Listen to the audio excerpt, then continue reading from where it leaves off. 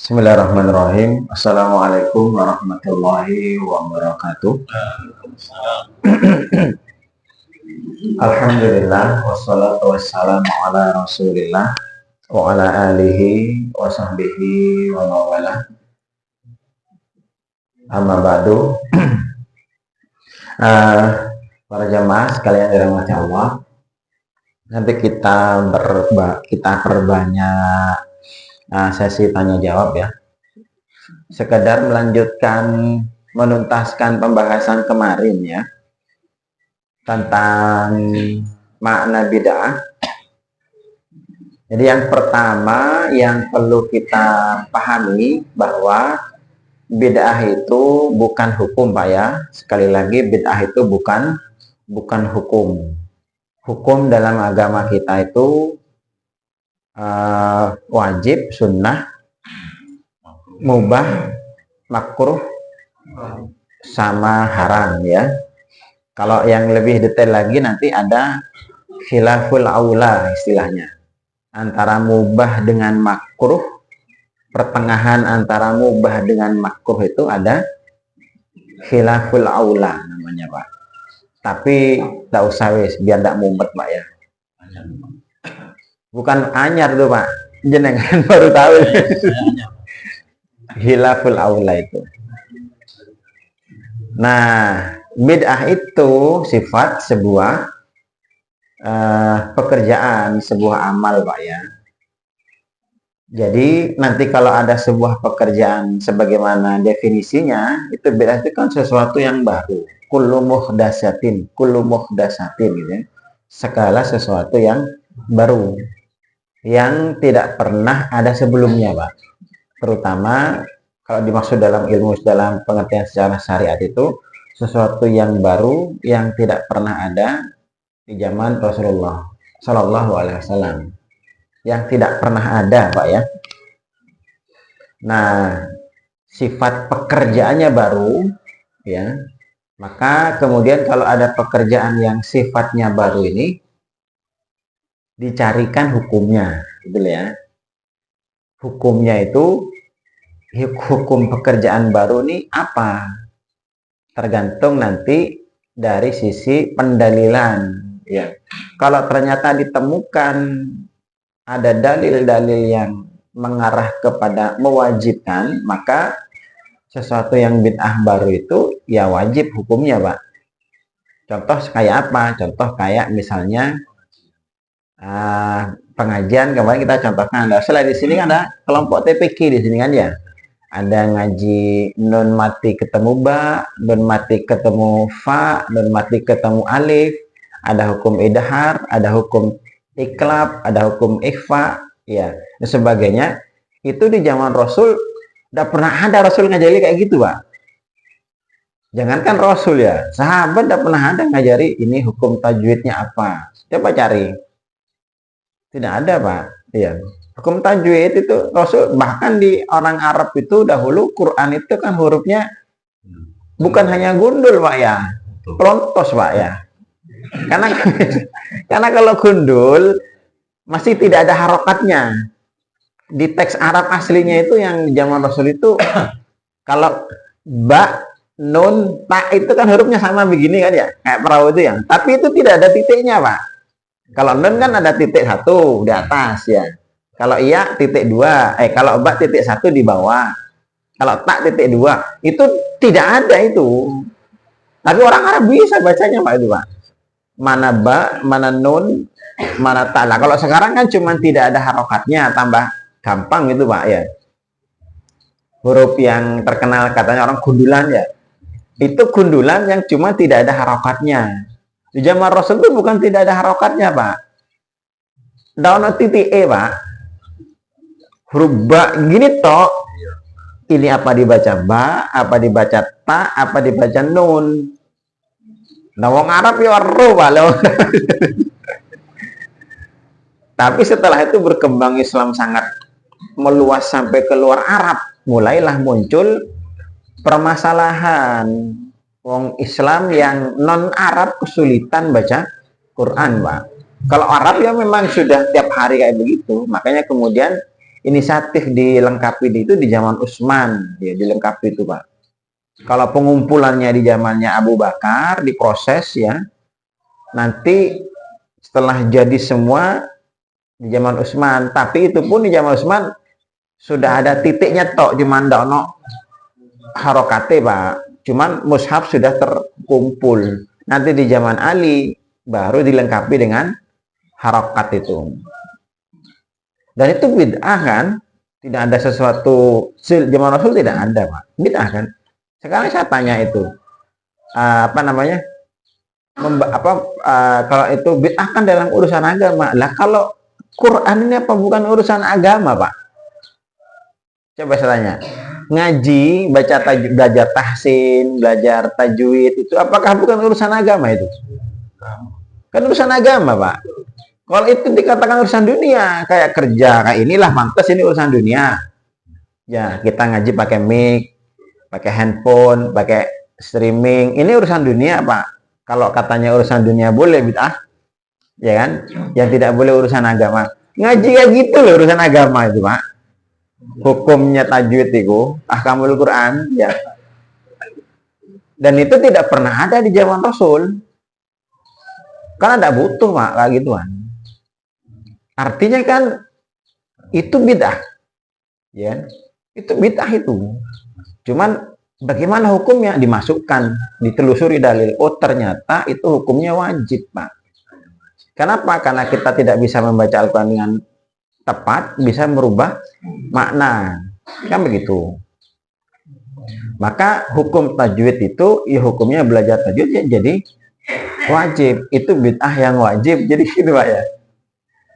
Bisa ditangkap sampai sini Pak. Ya. Jadi coba terbukalah kita berpikir ya, jangan asabiyah Pak ya.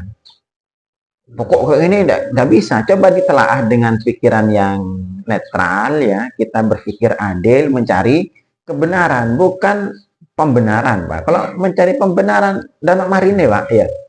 Kalau Ustadz mengatakan bid'ah itu wajib tadi yang itu khusus ya. Berarti ada istilah bid'ah hasanah itu kan bagus. Kan memang ada. Bid'ah hasanah, bid'ah dolalah itu kan ada Pak. Berdasarkan hadis kullu bid'atin dolalah yang kemarin kita kaji loh Pak. Kata kullu bid'atin dolalah satu ya, penyebabnya satu Pak ya. Saya kasih contoh ya. Satu ya, kata kullu itu kemarin secara bahasa saja bisa berarti semuanya, bisa berarti sebagian, tergantung korinah dari kata kullunya saja ya. Yang kedua, dalam teori usul fikih ya, perhatikan ya, dalam teori usul fikih itu ya, kalau ada satu kalimat yang umum pasti nanti ditaksis dia Pak. Rada angel bahasa ini Pak ya. Kalau ada satu statement yang terlalu global, mujmal bahasa Qur'annya, terlalu general Pak ya. Bahasa kerennya Pak ya. Terlalu general ya. Nanti pasti dikeluarkan dari general itu yang spesifik Pak. Kalau ada yang mujmal nanti pasti ada yang tafsil istilahnya. Ini terlalu umum, ya, maka nanti ditaksis itu dikecualikan, Pak. Itu selalu begitu prinsipnya.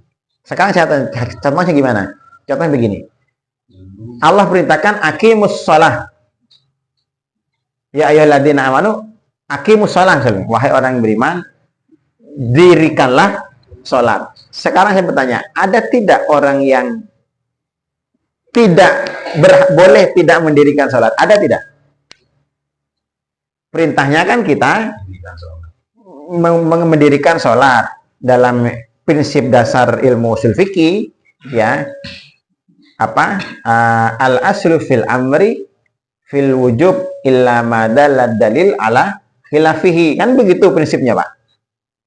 Makanya saya katakan kalau ngaji fikih itu ngaji usul fikih dulu Pak ya.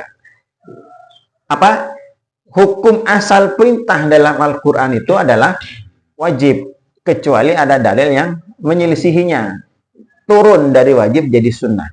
Sekarang perintah aqimus shalah itu adalah hukumnya adalah wajib mendirikan sholat, dan wajibnya ini mengena ke seluruhnya orang beriman, Pak, secara general, secara umum gitu, Pak ya. Tapi pertanyaannya nanti, apakah dari semua kaum muslimin semua wajib sholat, atau ada yang tidak diwajibkan sholat? Tidak semua. Tidak semua. Siapa contohnya tidak semua? Tidak boleh, yang dibolehkan tidak sholat. Orang haid, orang gila, orang balik, ya. Hah? Loh, kok bisa? Orang gila sama beriman juga, Pak ya. Kalau dia sebelumnya muslim, atau orang balik lah, orang belum balik lah, anak-anak, itu kan juga orang beriman, Pak. Tapi kan tidak diwajibkan sholat. Orang haid juga wanita beriman juga tidak diwajibkan sholat, bahkan tidak wajib qadha, kecuali puasa, ya kan? Kalau puasa, tidak puasa tetap ada kewajiban qadha, tapi kalau sholat free, ya kan? Gratis ya, Pak ya. Tidak usah ganti. Artinya dari perintah yang umum ini nanti ada yang dikecualikan gitu loh, Pak. Dan ini semua prinsipnya dalam agama kita. Kalau ada perintah umum, pasti nanti akan ditarik sesuatu yang dikecualikan. Contoh lagi dalam surat Al-Anbiya. Lihat dalam surat Al-Anbiya ya. Ayat berapa? 89 apa ya? 98 lah ya. Ada kalimat begini. Diperhatikan ya, pelan-pelan ini. Innakum wa ma ta'buduna min dunillah hasabu jahannam antum laha waridun. Innakum, sesungguhnya kalian itu maksudnya orang-orang yang melakukan kesirikan, Pak. Di sini ayat ini bercerita tentang orang yang melakukan kesirikan. Innakum, sesungguhnya kalian, wa ma ta'buduna min dunillah, dan apa yang kalian sembah selain Allah. Jadi orang yang menyembah selain Allah dan yang disembah selain Allah bisa ditangkap di sini. Innakum, sesungguhnya kalian, wa ma ta'buduna min dunillah, dan apa yang kalian sembah selain Allah. Artinya di sini orang yang menyembah selain Allah dan yang disembah. Ya kan? Contohnya seperti apa? Patung, berhala, ya kan? Yang disembah selain Allah itu, Pak. Kata Allah, hasabu jahannam. Kalian itu semua menjadi bahan bakarnya neraka jahannam. Antum laha waridun, dan pasti nanti akan masuk ke dalamnya.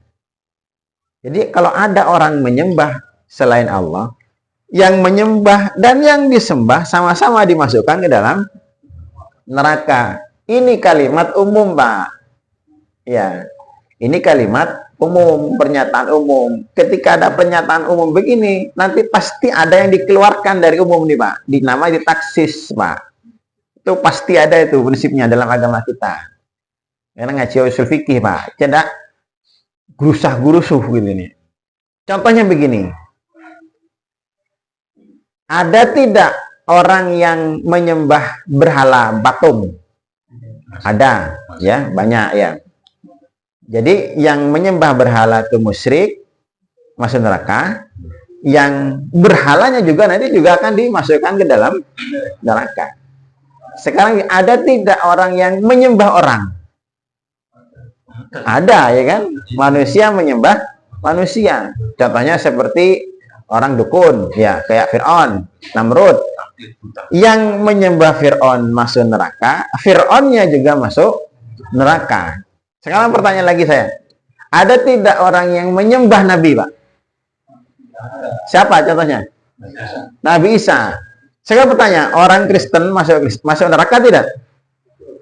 Orang Nabi Isa-nya? Antum yang ngomong Nabi Isa mlebu neraka murtad, Pak. Ya. Kan orang Kristen menyembah Nabi Isa. Orang Kristen masuk neraka tidak? Jelas di neraka. Karena kafir dia. Nabi Isa yang mlebu neraka bisa dah. Nanti mulai ngomong Nabi Isa mlebu neraka. Leren dari orang Islam, Pak ya. Ada orang yang menyembah Nabi Isa. Nabi Isa-nya tidak masuk neraka. Kan dikecualikan di ayat ini, Pak.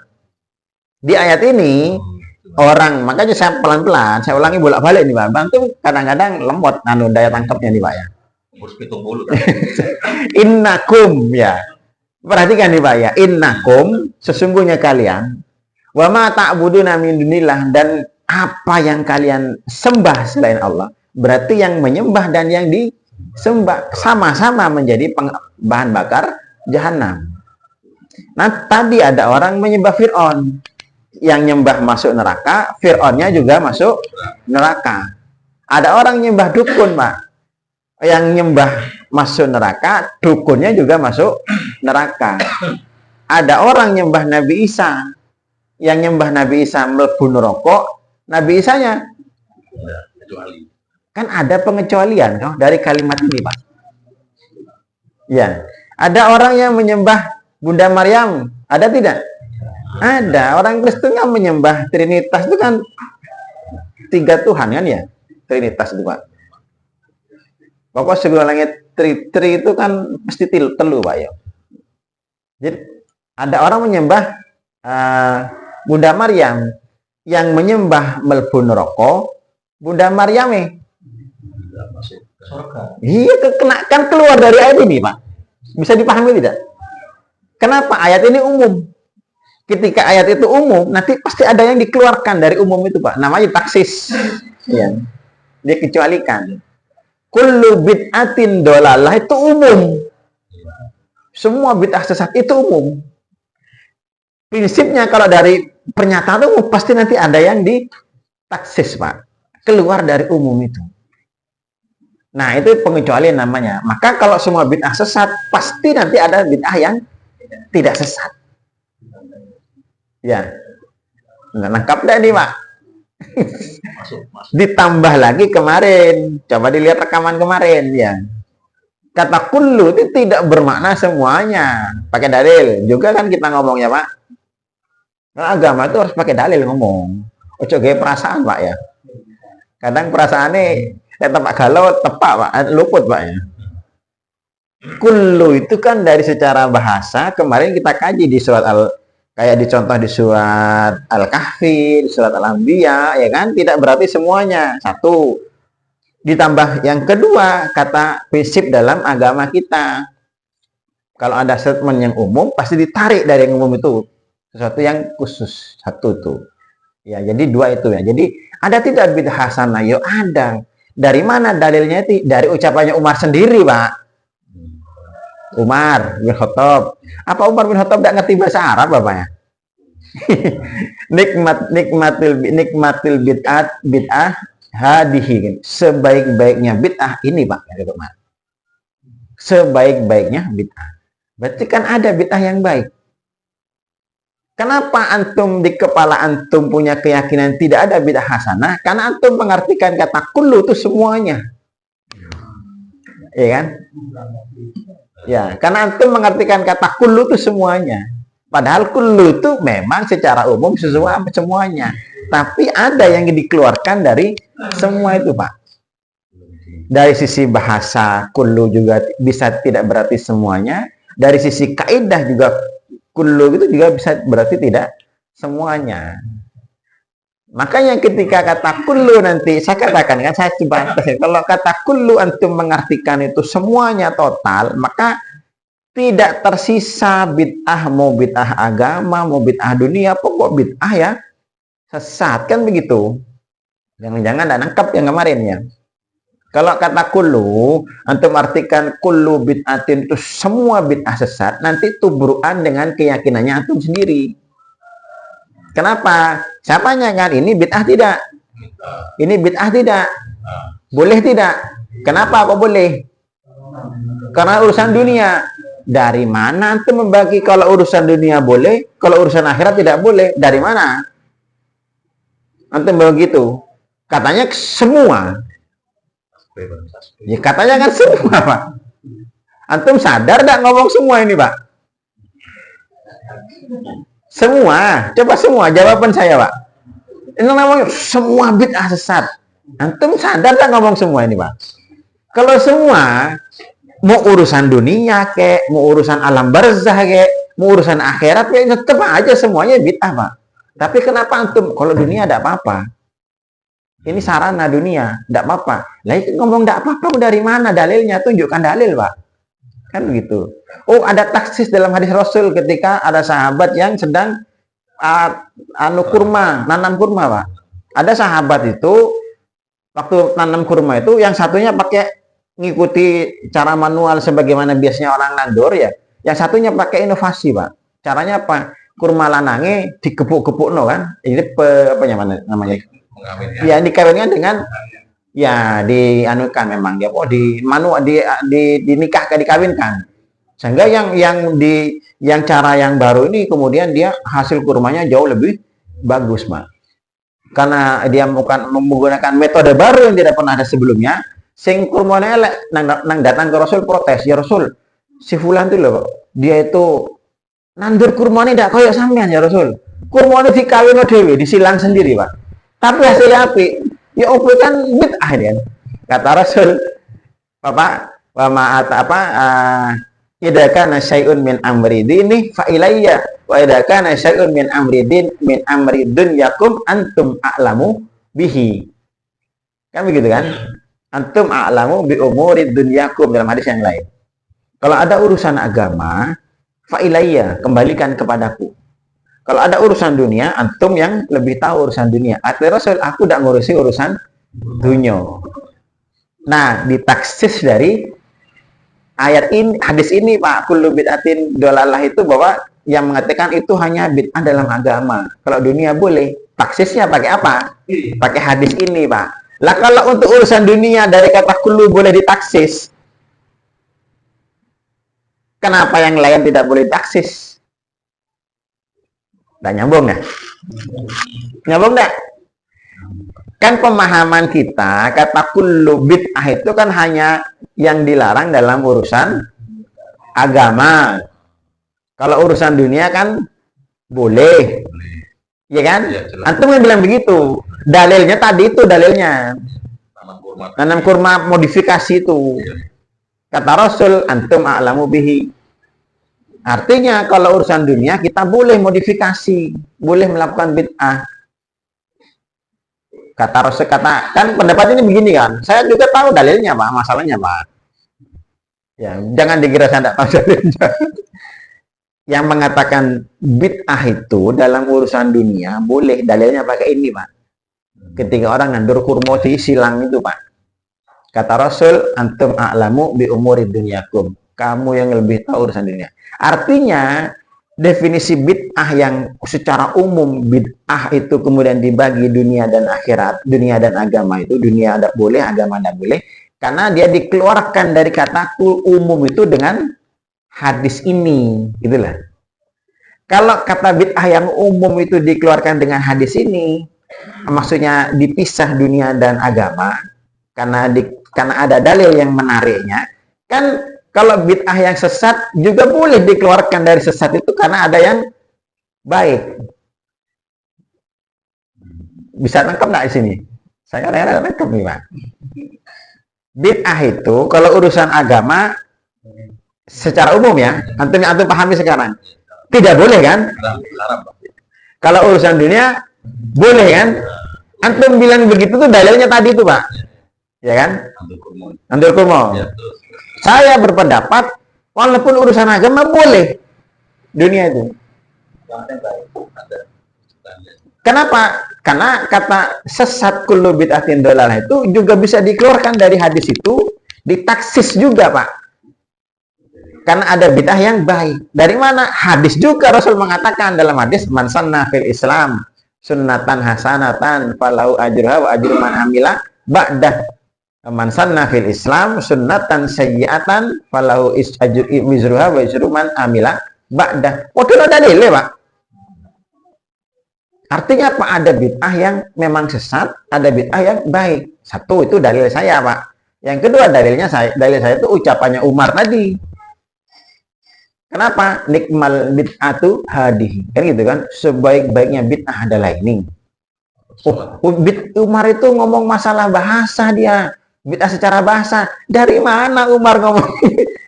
Bid'ah secara bahasa nikmat. Masa begitu?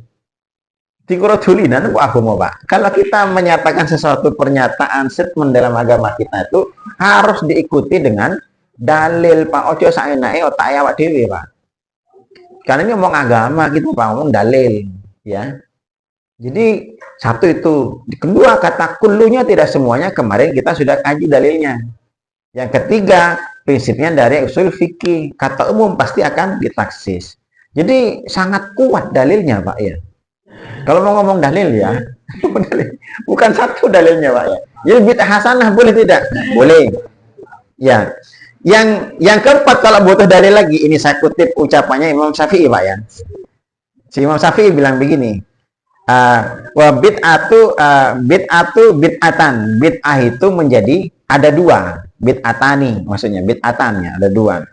Bid'atun mahmudatun wa bid'atun mamdudatun. Kata Imam Syafi'i, Pak, bid'ah itu ada dua.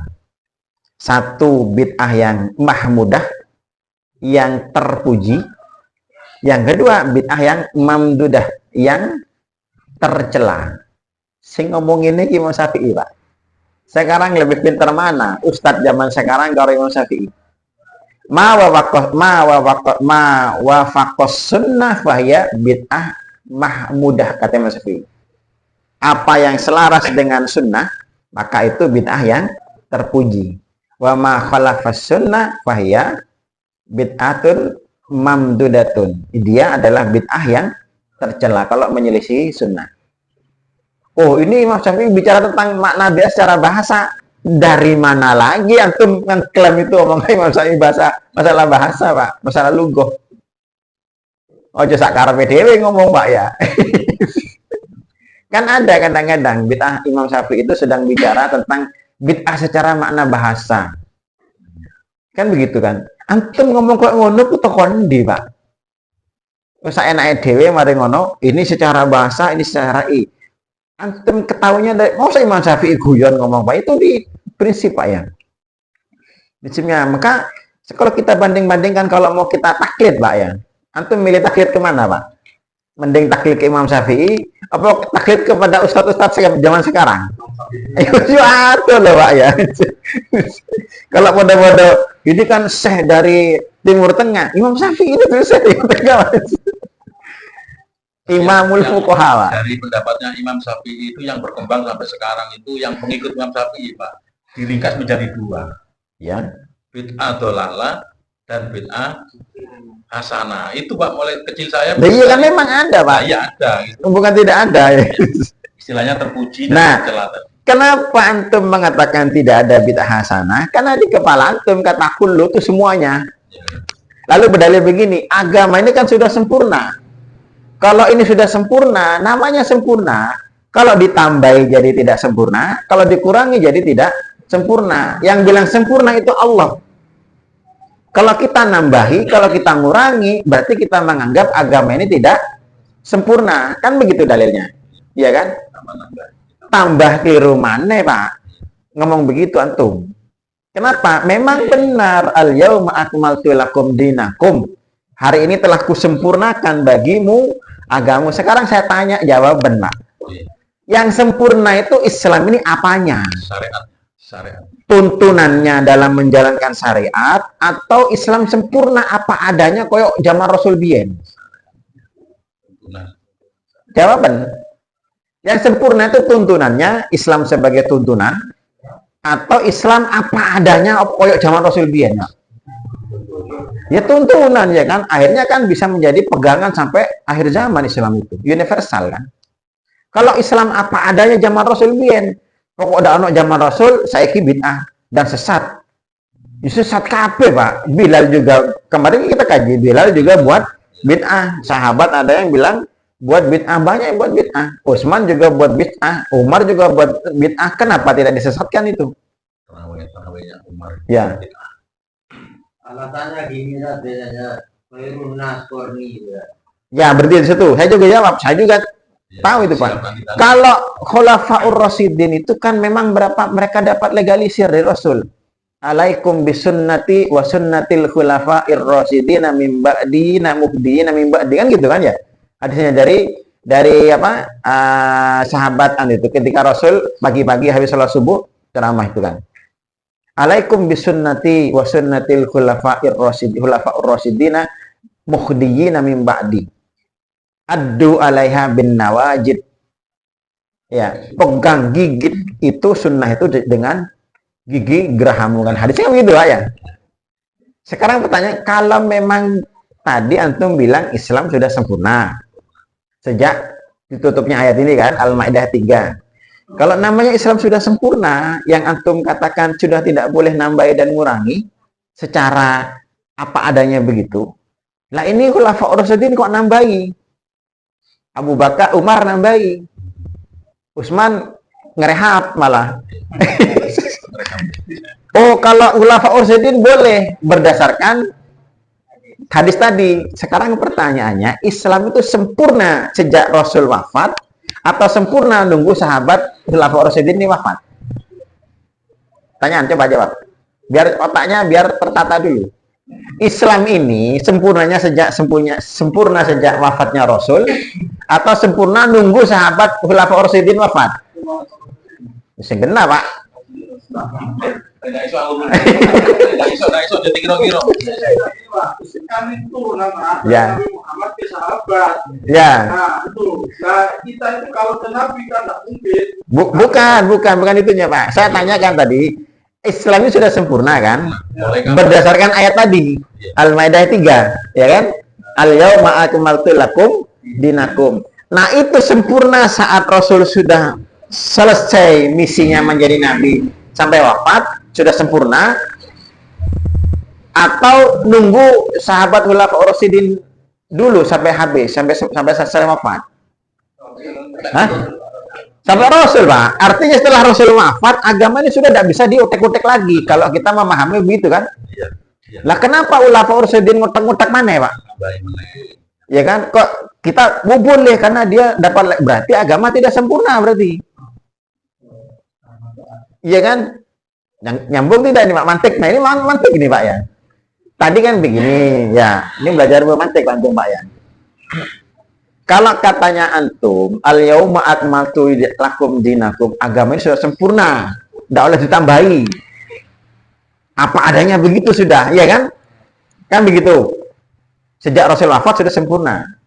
Sekarang ada khulafaur rasyidin buat syariat baru, Pak. Berarti kan khulafaur rasyidin ini merubah. Ketika antum ada khulafaur rasyidin yang merubah, antum bilang kalau khulafaur rasyidin boleh membuat syariat baru. Berarti kan begitu. Berarti antum bertentangan dengan keyakinan yang pertama. Berarti Islam tidak sempurna sejak Rasul wafat. Masih perlu direhab sama khulafaur rasyidin. Nah kan tidak, Pak?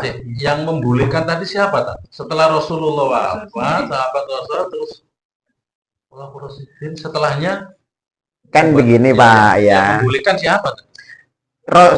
Kebagian pendapat mengatakan kalau kata Pak Agus tadi, kalau khulafaur rasyidin itu boleh, dia itu mendapatkan legalisir, dia itu untuk bukan karena hadis tadi, Pak. Ya. Karena hadis apa Irsad bin Ibad siapa itu namanya itu yang mengatakan alaikum bisunnati. Kadang hadis lengkapnya itu Rasul mengatakan ketika balik itu Rasul kemudian waktu sholat subuh, Rasul menghadap sahabat begini kan, balik kemudian mengatakan innahu mayya'is minkum apa satajiduna apa ikhtilafan katsira. Siapa di antara kalian nanti yang hidup panjang akan mendapati perselisihan yang sangat banyak. Ya. Alaikum bisunnati, maka ketika kamu dapati jawaban seperti itu, berpegang teguhlah kalian kepada sunnahku dan sunnah khulafaur rasyidin yang setelahku yang dapat hidayah. Alaikum bisunnati wa sunnatil khulafair rasyidina muhdiyina min ba'di. Hadisnya begini. Addu alaiha bin nawajid, pegang sunnahnya khulafaur rasyidin itu dengan gigi geraham. Itu hadisnya sahih, Pak Bukhari, Pak ya. Nah, artinya dari sini kata para orang-orang yang mengatakan kalau khulafaur rasyidin buat bid'ah enggak apa-apa. Kenapa pakai hadis ini? Ya kan? Kan Utsman nambahi adzan Jumatan jadi 2 kali, ya kan? Ustaz Umar berubah salat tarawih 11 jadi 23. Ya. Bilal sholat. Ya, Bilal itu zaman Rasul masih, Pak. Masih zaman Rasul. Kalau ini kan sudah Rasul wafat. Padahal antum punya keyakinan ini tidak pernah dikerjakan oleh zaman Rasul. Ya, ini tidak pernah dikerjakan di zaman Rasul, Pak. Harusnya tidak boleh. Kan begitu. Karena agama sudah sempurna, kan begitu pendapatnya. Artinya kalau agama ini sempurna, jangan ditambahi, jangan dikurangi. Karena pemahaman sempurnanya mereka, itu pemahaman sempurnanya bahwa Islam sempurna apa adanya. Padahal yang benar, al-yauma akmaltu lakum dinakum itu, Islam sempurna itu sempurna sebagai tuntunan, Pak. Sehingga apapun yang kita lakukan, selama ada tuntunannya, selama ada dalilnya, ya, baik dalilnya secara umum maupun secara khusus, mau mujmal, mau tafsil, ya, mau tersirat, mau tersurat, mau secara eksplisit atau implisit, gitu Pak ya. Pokoknya dalilnya secara umum, maka boleh. Dan itu tidak bisa kita sebut bid'ah. Sekarang begini, kalau saya gajian setiap tanggal 25, Pak, ya, punya uang gajian. Lalu karena saya berniat untuk berbuat baik, saya bersedekah setiap tanggal 26. Pun tanggal 26 saya sedekah misalnya 100.000. 26 mana 100.000. 26 mana, kenapa Ustaz enggak sedekah kok setiap tanggal 26? Sekarang pertanyaan begini, sedekah itu disyariatkan tidak? Ada tuntunannya tidak? Ada. Kalau setiap tanggal 26 ada tuntunannya tidak? Tidak ada. Loh, kenapa saya melakukan setiap tanggal 26? Karena saya gajinya tanggal 25, Pak. Ya kan? Apakah itu bid'ah? Bid'ah, Ustaz. Setiap tanggal 26. Ayo, kok jadi bilang. Antum baca surat Yasin setiap malam Minggu. Boleh tidak? Antum baca surat Yasin malam Senin. Boleh tidak? Antum baca surat Yasin setiap malam Jumat. Bid'ah. Kok bisa bid'ah, Pak? Kenapa? Malam Minggu oleh, malam Senin oleh. Kenapa kalau malam Jumat jadi bid'ah? Logika dari mana nih, Pak? Hadisnya do'if, Ustaz. Hadis do'if itu, antum belajar mana, Pak? Mustalah hadis, Pak, ya? Hadis do'if itu boleh semua ulama sepakat. Seluruh dunia, Pak. Seluruh sejak zaman salaf sampai kholaf sekarang ini, Pak, ya. Ya, kholaf kan mutaakhirin, Pak. Kontemporer bahasanya. Kalau salaf kan dahulu. Ortodok, Pak. Ya, ortodok itu kan Kristen ortodok, Kristen salaf gitu, Pak, namanya, Pak. Kalau Islam ortodok berarti Islam salaf. Itu ortodok tuh bahasanya, Pak. Salaf, ya. Ada ulama yang salaf, ya, salafus soleh, ada yang kholaf, yang belakangan mutaakhirin, ya. Atau bahasa kita kontemporer. Itu semua sepakat kalau namanya hadis do'if itu boleh dipakai dalam urusan fadailul amal. Dalam fadailul amal. Kenapa? Karena hadis do'if itu bukan berarti itu bukan hadis, Pak. Hadis itu jadi do'if karena nasanat yang bermasalah. Ya, sanad bukan perawi sanadnya. Tapi itu bisa jadi memang ucapannya Rasul, Pak. Yang tidak boleh dipakai itu adalah hadis maudhu, hadis palsu. Kalau palsu jelas bukan ucapannya Nabi. Nah, baca Yasin malam Jumat ada hadisnya enggak? Banyak hadisnya, Pak. Tapi katanya kan dhaif semua. Ya kan? Kan ada dhaif semua kan? Walaupun kita kaji juga banyak tuh, Pak. Memang anggaplah dhaif, tapi kalau dalam fadailul amal itu masih boleh dipakai. Makanya kalau kita baca Yasin malam Jumat boleh tidak? Ya boleh, Pak. Bukan bid'ah. Kalau begitu, kalau baca ibu-ibu daripada nganggur, kelompok bersama daripada omong-omongan, rasan-rasan, ngalor ngidul, mendinglah kita baca Quran misalnya bersama-sama. Kalau baca surat Yasin jadi namanya kelompok Yasinan jadinya, Pak. Kalau yang dibaca surat Jin, Pak, jadi kelompok jinan, Pak. Jadi boleh-boleh saja. Kenapa? Ada dalil umum. Bukan tidak ada dalilnya, ada dalil Dalil umum. Saya sedekah setiap tanggal 26. Bid'ah, kata siapa bid'ah? Sedekah itu kan boleh, Pak. Kita duduk-duduk ya. Daripada omong-omongan, kita mau buyar misalnya, kita buyar ya. Ngomong-ngomongan sudah masalah agama, masalah ilmu. Setelah buyar kita selesai pulanglah. Allahumma sholli ala Muhammad. Allahumma sholli alaihi. Bid'ah itu. Itu kan zikir. Salawat zikir tidak? Zikir tuh mau dibaca pagi hari, mau dibaca sore, mau dibaca sedang duduk-duduk, mau dibaca dengan berdiri. Wa dzkurullaha qiyaman wa qu'udan wa ala junubihim. Zikir kepada Allah setiap berdiri, duduk, walaupun sedang berbaring. Artinya dalam segala kondisi. Dan wa dzkurullaha dzikran katsira. Zikirlah kepada Allah dengan zikir yang sangat banyak. Sudah sebanyak-banyaknya dalam setiap gerakan kita. La yazalu lisanuka rotban min zikrillah, kan begitu. Jangan sampai bibir kita tuh kering dari berzikir kepada Allah. Setiap pergerakan kita isi dengan zikir. Ya boleh-boleh saja, Pak. Ayo biar boleh-boleh. Allahumma sholli ala Muhammad. Misalnya zikir kan? Pun ada dalilnya tidak? Ya ada dalilnya. Wa dzikrullah dzikron katsira. Ini bukan bid'ah, Pak, ya. Itu kan terlalu sempit. Dianggap syariat gitu. Acara itu ditutup dengan itu. Dan maksudnya kenapa masalahnya? Menyalahi. Dari mana menyelesaikan? Berzikir sebanyak-banyaknya boleh tidak? Ada dalilnya tidak? Ya sudah selesai, Pak. Caranya itu kan kaitan teknis, Pak. Ya. Sampai ada yang mengatakan bahwa sholawat itu dari musir tidak boleh. Oh, itu kan pengertiannya sendiri, Pak. Kalau dia berarti dia memahaminya dengan pemahaman dia sendiri, Pak. Padahal itu kan agar manusia memelatih kita perbanyak zikir dimanapun dan kapanpun, dalam kondisi apapun, kan begitu. Para ulama kan begitu. Artinya begini, Pak, ketika satu amalan itu ada dalil umumnya, ada dalilnya tapi umum, tidak bisa kita menyebut itu bid'ah. Kalaupun antum tidak mau seperti itu, tidak ada masalah. Tapi jangan menyalahkan. Itulah, Pak.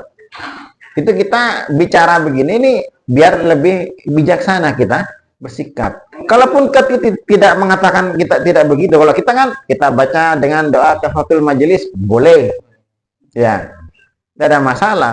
Tidak usah selawatan, boleh saja, Pak, ya, tidak ada masalah. Tapi yang mau selawatan, ya silakan, karena mereka punya keyakinan sendiri yang itu tidak keluar dari dalil, ya, karena ada dalil. Ijtihad kan? Iya, ini tanya, silakan. Dalil itu sendiri kan ada tiga. Akli, nakli, dan takdiri. Itu yang kuat yang mana? Dalil kan cuma dua, Pak, ya. Ada akli dan nakli saja, Pak. Dan tidak akan bertentangan antara dalil nakli secara nas maupun akli, tidak akan bertentangan. Karena ayat-ayat itu Allah juga yang itu ucapan Allah kan, ya. Dalil nakli itu, Pak, Al-Qur'an dan As-Sunnah, hadis Nabi ya. Dalam akal ini kan Allah yang ciptakan. Kalau akalnya benar, Pak, tidak mungkin bertentangan dengan nakli. Kalau akalnya rojo error, pasti nanti bertentangan. Saya bisa. Coba antum sebutkan dalil nakli yang seakan-akan bertentangan dengan akli. Bukan karena bertentangannya, antum saja yang rojo error, Pak, memahaminya. Ini tak ada. Ya. Zikir yang bersuara keras. Itu kan di ayatnya kan memang tidak boleh, larangan untuk Surat Al-A'raf ya. 55. Jelas kan, ya? Ya. Tapi saya pernah 205 ada juga. Saya pernah bertanya di pondok-pondok pesantren yang kiainya menjawab, ini untuk melatih santri-santri saya supaya apal zikir. Ya. Mulai cilik dilatih zikir. Lek mulai cilik gak dilatih zikir, udah iso. Di Muhammadiyah itu ndak ono zikir. Akhirnya Muhammadiyah zikirnya dapat iso. Nah, itu, Pak. Jadi begini, Pak. Itu perintah kiai Ya, bukan perintah. Kita katakan antum ngopi ini kurang ada, Pak. Ya. Itu dari riwayat hadis. Kalau antum minta dalil nakli, di riwayat hadis Ibnu Abbas juga. Ibnu Abbas juga mengatakan kami berzikir dengan suara keras zaman Rasul. Ada dalilnya tuh, Pak. Hadisnya jelas ya. Sehingga sahabat memang ada yang berzikirnya. Contoh beginilah ya. Saya kasih logika segini. Saya kasih contoh ketika Rasul sholat, ya. Kemudian satu. Orang sahabat-sahabat itu tahu bacaan Rasul dari mana? Apakah Rasul duduk ngajari kelas ini, sekarang kelas kita ngaji kitab sholat Nabi? Apa begitu? Dalam hadis-hadis. Mereka taunya dari mana? Bacaan Rasul kan keras kan ya? Bahkan sujud pun baca keras, atahiyah juga keras. Sehingga bukan keras, maksudnya kedengaran ke belakang. Yang satu itu. Yang kedua, sahabat tadi yang menjawab Sami Allahu liman hamidah. Jawabannya sampai Rasul dengar kan? Rabbana walakal hamd, bukan yang itu, yang alhamdulillah hamdan katsiran thayyiban mubarakan fi. Artinya kan keras suaranya. Tapi dikira keras. Ada tidak riwayat begitu? Kan tidak ada, Pak. Dua. Jadi bacaan keras itu biasa. Yang ketiga dari Ibnu Abbas sendiri, Pak. Memang ada. Zaman terikat. Nah, hadis ini kemudian memang secara diroyah, bahasanya ada riwayah dan diroyah, Pak. Dari sisi ini sahih apa dhaif, itu wajar ada ulama yang khilaf, Pak, dari sisi kesohihannya. Tapi itu bukan palsu. Ingat ya, itu bukan palsu. Kalaupun perselisihan para ulama, itu hanya perselisihan ini sahih apa dhaif. Dan seandainya dhaif sekalipun, hadis dhaif itu boleh dipakai dalam urusan fadailul amal. Hah? Dhaif, Pak. Sebagian menganggap dhaif. Kalau saya menganggap itu ada sahih, memang ada sebagian ulama mensahihkan hadis itu. Dari riwayat Abdullah bin Abbas, zikir keras, maka boleh saja. Satu itu dalil ada kan. Yang kedua tujuan tadi ini, Pak. Ya, kalau tidak pernah ngajari, kan tidak ada sekolahan khusus, Pak. Lebih baik kan? Bertentangan dengan ayat tadi. Loh, Kan makanya tadi untuk mengeraskan zikir, dilarang. antum kalau hanya pegang ayat gitu, Pak. Terus. Terjemahkan aqimus sholah tadi itu, Pak. Tegakkanlah sholat. Berarti semua wajib sholat. Seorang gila pun, orang haid kan wajib sholat. Kenapa dikecualikan? Ada hadis yang mengecualikan. Kan sama kan? Prinsip usul fikih, Pak. Ayat itu umum. Dari umum dikeluarkan yang khusus, dikecualikan. Memang ada ayatnya, Pak. Wadkurullah wadkur rabbaka fi nafsika tadarruan wa khufyatan wa dunal jahri minal qaul. Ayatnya begitu. Ingatlah kepada Tuhanmu, wadkur rabbaka kok jadi lupa barusan. Wadkur rabbaka fi nafsika, pada dirimu. Wa khufyatan wadkur rabbaka fi nafsika, kok tadi hafal jadi lupa, Pak ya. Fi nafsika tadarruan wa khufyatan, secara tadarru, merendahkan diri, wa khufyatan, dan secara sembunyi-sembunyi, wa dunal jahri minal qaul, dan tidak mengeraskan suara. Surat Al-A'raf ayat 205, Pak ya. Ya. Itu kan umum, Pak. Iya kan? Antum enggak bisa pakai hukum satu dalil enggak bisa, Pak. Itu buruan jadinya nanti dengan yang lain. Makanya ada kaidah usul fikih. Kayak tadi aqimus shalah. Saya contohkan tadi kan, innakum wa ma ta'buduna min dunillah hasabu jahannam. Kamu dan yang kamu sembah selain Allah jadi bahan bakar api neraka. Ada orang menyembah Nabi Isa, yang menyembah musyrik kan masuk neraka. Nabi Isa-nya apa juga masuk neraka? Kan tidak. Artinya keluar dari ayat ini, ya kan? Dikhususkan, Pak. Itu sama juga, ya, berzikir dengan suara keras. Nah, dari situ nanti antum telusuri ayat itu secara tahlili tadi, Pak. Tahlil itu metodenya, Pak. Ya. Tahlil itu metodenya. Jadi, kapan ayat ini turun? Di situasi seperti apa ayat ini turun? Sedang apa ayat ini turun? Itu dipelajari, Pak. Nanti ketemu di situ. Namanya tahlil itu begitu, Pak.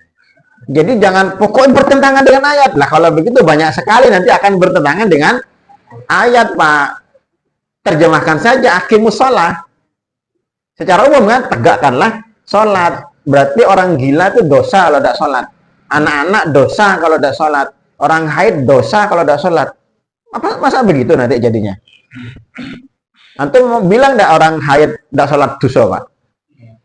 Tidak bisa. Kenapa? Ada hadis yang membolehkan tidak sholat. Ditaksis dengan hadis. Ya.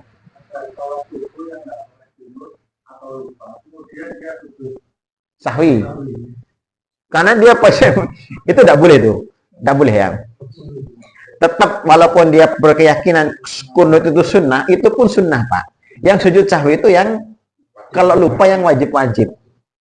Ya, bukan lupa yang sunnah ada masalah, tidak dikerjakan. Kalaupun yang berpendapat hukum kunut subuh itu tidak ada yang mengatakan wajib Pak, sunnah.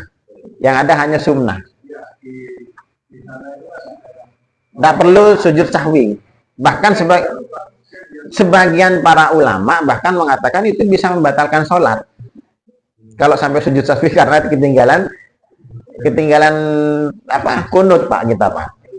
Ya, karena kita merasa bersalah karena melakukan sesuatu yang tidak diwajibkan.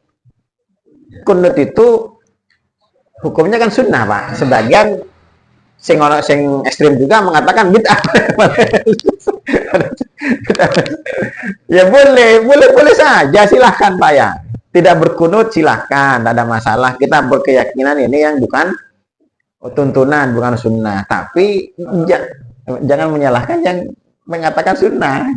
Kita menganggap bahwa imam itu sunnah atau ketika dia imam itu pakai kunut, kemudian bisa tidak pakai kunut, itu gimana? Tidak boleh Pak. Kalau imam kunut kita harus ikut kunut Pak. Karena apapun yang dilakukan imam, ju'ilat imamu liyu'tamma bihi. Hadisnya kan begitu kan? Dijadikan imam itu untuk diikuti. Maka imam kunut ya kita kunut Pak, silakan. Tetap kunut. Saya tidak berkeyakinan bahwa kunut itu sunnah, itu bid'ah. Antum lebih pintar siapa daripada Imam Syafi'i Pak? Kalau sama-sama pakai dalil Imam Syafi'i itu kalau ikut ke sholat ke tempatnya Imam Hambali, dia ngimami udah pakai kunut Pak. Karena pendapat Imam Ahmad itu dia pakai kunut kan. Tapi kalau Imam Ahmad datang ke tempat Imam Syafi'i, dia ngimami pakai kunut Pak. Padahal Hambali bukan penganut paham kunut wajib, kunut sunnah. Kenapa? Karena itu masuk ranah khilafiyah. Masuk ranah ijtihad.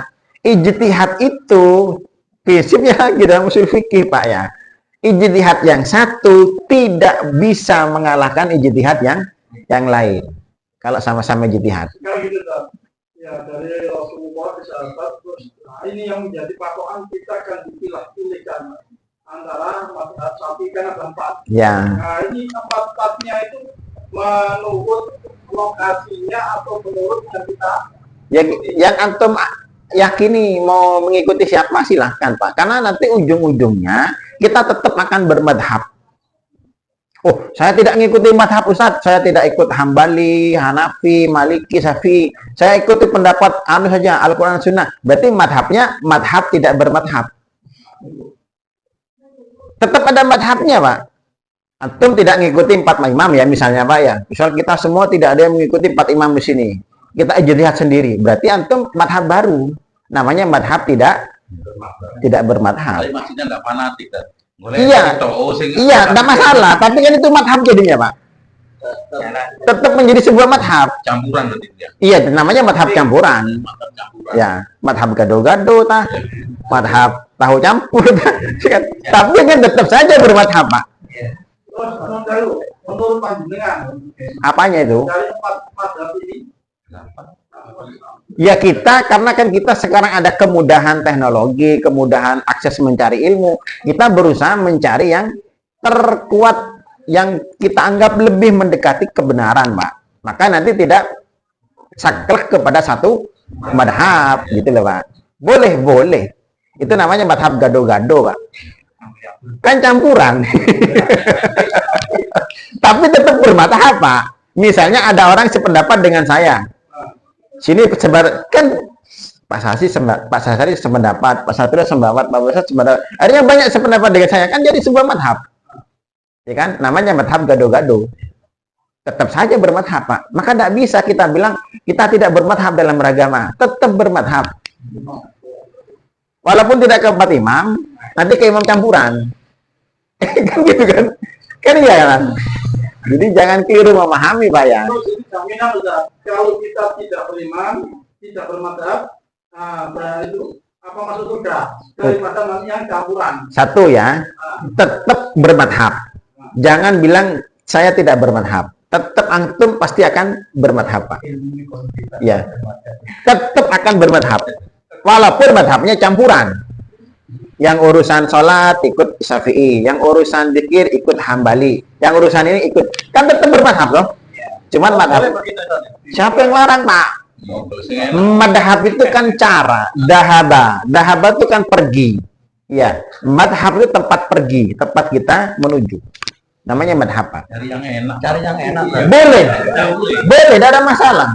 Rasul itu kalau disuguhi dua perkara, selama bukan dosa, pasti mencari yang enak. Boleh, silakan cari yang enak.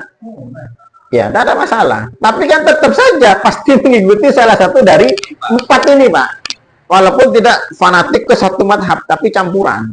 Yang jadi masalah itu kebanyakan yang pengikutan.